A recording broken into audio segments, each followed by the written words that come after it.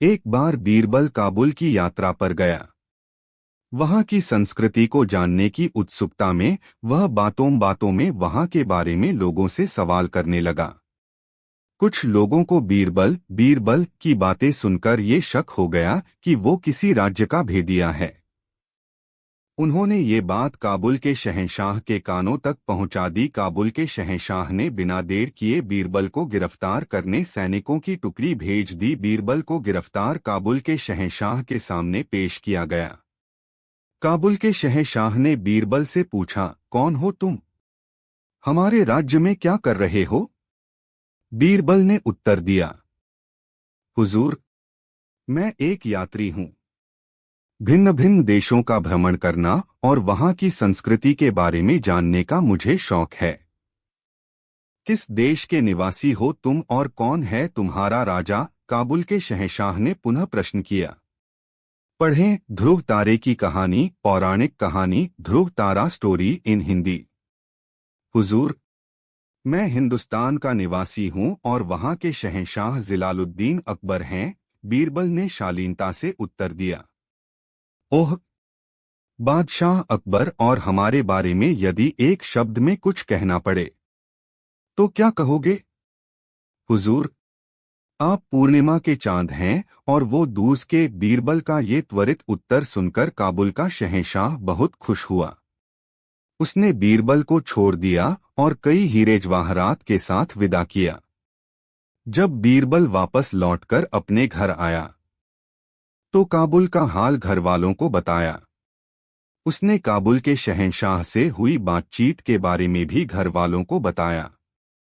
एक मुंह से दो मुंह, और इस तरह बात फैलते फैलते अकबर के दरबारियों के कानों में पहुंची और ईर्ष्या करने वाले कुछ दरबारियों ने अकबर के कान भर दिए।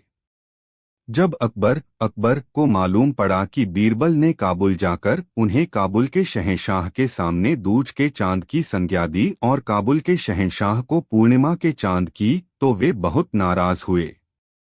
पढ़ें कैसे हुआ नारियल का जन्म, पौराणिक कथा coconut birth story in Hindi.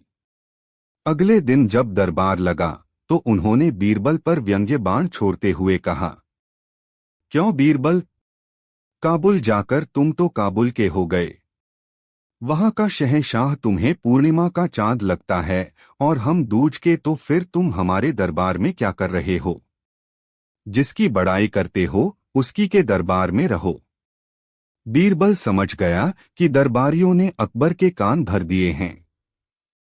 उसने तुरंत उत्तर दिया, हुजूर, पहले आप मेरी पूरी बात सुन लीजिए, फिर कोई निष्कर्ष निकालिए।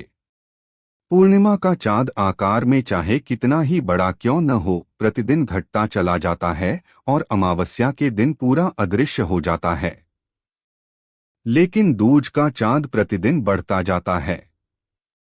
पूर्णिमा का चांद एक दिन चमकता है और दूज का चांद पूरे पखवाड़े। अब बताइए, बड़ाई किसकी हुई? मैंने तो यही कहा कि दिन प्रतिदिन आपका पराक्रम, साम्राज्य और यश बढ़ता रहे। बीरबल की बात सुनकर अकबर की नाराजगी खत्म हो गई और उन्होंने बीरबल को कई वस्त्र और आभूषण उपहार में दिए। इधर ईर्ष्या करने वाले दरबारी अपना सा मुंह लेकर रह गए। दोस्तों, आशा है आपको अकबर बीरबल की कहानी दूज का चांद अकबर बीरबल स्टोरीज इन हिंदी पसंद आई होगी। आप इसे लाइक कर सकते हैं और अपने फ्रेंड्स को शेयर भी कर सकते हैं। ऐसी ही मजेदार अकबर बीरबल स्टोरीज के लिए हमें सब्सक्राइब जरूर कीजिए। थैंक्स।